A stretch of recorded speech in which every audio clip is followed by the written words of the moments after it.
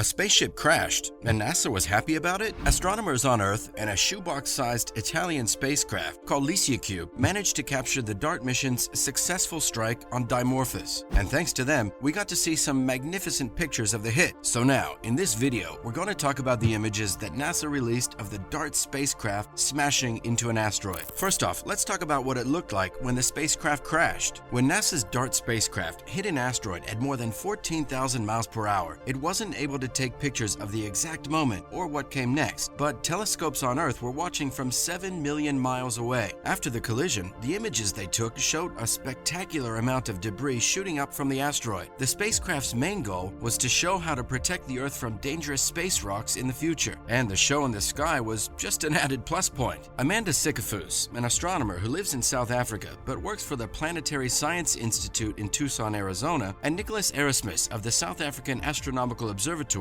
took a similar series of pictures with another telescope in South Africa. Dr. Sikafus remarked that it was great to see the ejecta, and she believes that probably won't ever get to see something like that again in her life. Even Christina Thomas, a professor of astronomy and planetary science and the leader of the mission's observations working group, stated that she saw the ground-based images in the minutes after impact and thought them to be absolutely stunning. After what we've seen, even stunning sounds like an understatement. Next up, the debris tail caused by the smash was 10,000 kilometers long. After being hit by a spacecraft, the asteroid now has a long trail of broken pieces behind it. Images taken right after the collision showed a huge cloud of dust around Dimorphos. Over the next few days, much of the cloud stretched out behind the asteroid, making it look like it had a tail. This happened in the same way that comets get their tails. The radiation from the sun pushes material into a stream behind the main body of the object. Astronomers can learn about Dimorphos' internal structure by looking at the debris left behind by the impact. This is important for future missions to deflect asteroids because it's one of the main things that determines how an impact changes the path of the rock. If the inside of the rock is strong, it's more likely to deflect when it hits something rather than just break apart. Once the cloud clears, scientists will also be able to look at the fresh surface where the impact happened. The European Space Agency hopes to launch a spacecraft called Hera in 2024 to look at the effects of the impact up close. Other observations will be made with telescopes on the ground or in orbit. Moving on, let's talk about what LICIACubes and NASA's telescopes captured. The Italian Space Agency uploaded pictures taken by LICIACube. LICIACube is a shoebox-sized spacecraft that followed DART and took pictures of Dimorphos before and after it was hit by DART. Angela Stickel, a planetary scientist and the leader of the group of scientists who ran computer simulations of the impact, said that the ejecta cloud was very complicated. The pictures taken after the impact showed us something that looks a lot like streamers, making it seem like an uneven ejection. So it's understandable why she said that it's going to be difficult to look into it. Let's not forget about the Hubble and James Webb, NASA's two big space telescopes. They were also able to catch streams of debris thrown up by the impact, but Webb had a hard time with this because it wasn't made to follow fast-moving asteroids in the solar system. On the other hand, Hubble couldn't take a picture of Dimorphos when it hit the Earth because the Earth was in the way, but it did take pictures before and after. Following that, what does NASA plan to do with all this fascinating data? All the plume data gives Dr. Stickel and her team a lot to work with as they try to figure out how the asteroid is put together and what it's made of. When DART got close to the asteroid, it saw a large plume and a surface covered with boulders. These things point to a pile of rocks that Dr. Stickel said was only loosely held together. The other important measurement that they need to figure out is how long it takes Dimorphos to go around Dimorphos once. Before the crash, it took 11 hours and 55 minutes, but the head-on collision would have taken away some of Dimorphos' speed, which would have made the moon fall closer to Dimorphos. The size of the change, which is expected to be about 1%, would show how much dirt was kicked up onto the surface. Even though full-fledged planetary defense is still a long way off, DART has shown that we probably won't need to send Bruce Willis into space to protect us. Instead, an autonomous spacecraft should do the job. Lastly, why was this mission a smashing success? Why did NASA declare this mission a success? It might be because the collision went well, but the main reason was that their goal had been achieved. After intentionally crashing the spacecraft into the asteroid, NASA wanted to see if such a crash could change the path of a star object headed for Earth. Planetary defense researchers hoped that by crashing into the asteroid, the energy of the spacecraft would be transferred to the asteroid and change its path. In theory, the same way could be used to keep an asteroid from hitting Earth. For the mission to work, DART had to change the asteroid's orbit around Dimorphos by at least 73 seconds, which took almost 12 hours. After observing for 2 weeks, the team found that Dimorphos' orbital period had changed by 32 minutes, which is more than 25 times longer than the benchmark for success. After this, NASA officially announced that they're now a huge step closer to using this impactor as a way to protect our planet. Now for some other related news. First off, let's talk about the Webb Space Telescope finding strange cosmic fingerprint. The James Webb Telescope was able to take a picture of what looks like a cosmic fingerprint. That's mesmerizing. NASA says that the illusion of the fingerprint is made up of 17 dust rings that were made by a rare type of star and its companion, which are locked in a dance in the sky. When James Webb looked at the star system 5,300 light years away, he saw a picture of the cosmic footprint. Wolf-Rayet 140, or WR140, is the name of the pair of stars. Each of the rings around the system was made when the two stars came close to each other. When this happens, the stellar winds of the two stars meet. This causes the gases that the stars blow out into space to become compressed and turn into dust. Webb's ability to capture infrared light makes it possible to get good pictures of these things. If we only used visible light to look at this system, we wouldn't be able to study the dust rings around these wind binary stars as well as we could. Next up, we have 4 astronauts from NASA's SpaceX mission landing safely in the Atlantic. The NASA astronauts in the Dragon spacecraft safely landed off the coast of Jacksonville, Florida. This was the 4th time that NASA sent a group of people to the International Space Station. 4 people from different backgrounds were together in space for 170 days. According to NASA, the International Crew 4 had been working on science on the International Space Station for almost 6 months. Their work on the orbiting lab will help prepare future space explorers for their mission. Working and living on the space station is a once-in-a-lifetime chance, but it also means these explorers had to give up things like time with their families. NASA expressed their deep gratitude towards these astronauts, Kiel, Bob, Jessica, and Samantha, for their contributions towards science, innovation, and discovery over the past 6 months. Finally, NASA uses an X-ray filter to improve the pictures from the James Webb Space Telescope. Some of the first images from NASA's newest observatory that are good enough for science have been helped by X-ray vision. The images from the James Webb Space Telescope that were shown this summer became instantly famous, but a new partnership with NASA's Chandra X-ray Observatory shows that even though the telescope is the most powerful one ever built, it won't be looking at the universe by itself. It may work best when it's used with other instruments. This space telescope was made to see the universe in infrared, so its work is improved when it works with other instruments that see the universe in different wavelengths of light, like Chandra, which can see in X-rays. According to a statement released by NASA, the first images to be improved with Chandra X-ray data show new details that this telescope alone couldn't see. That's a wrap for this video. How do you feel after finding out about this super cool collision in space through the images revealed by NASA? Let us know in the comments below. Make sure to give this video a thumbs up and subscribe to our channel for more videos like this. See you in the next one.